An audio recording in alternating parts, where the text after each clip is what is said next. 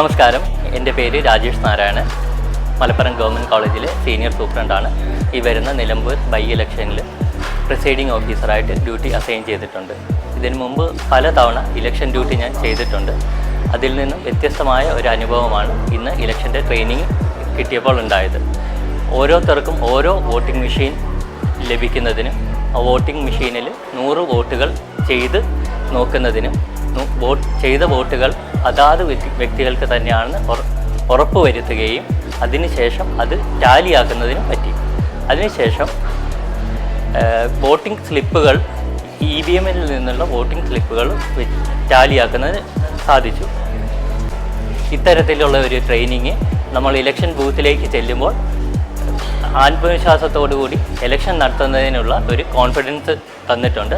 ഇതിന് ഈ ട്രെയിനിങ് നൽകിയ ഇലക്ഷൻ കമ്മീഷന് എൻ്റെ നന്ദി അറിയിക്കുന്നു.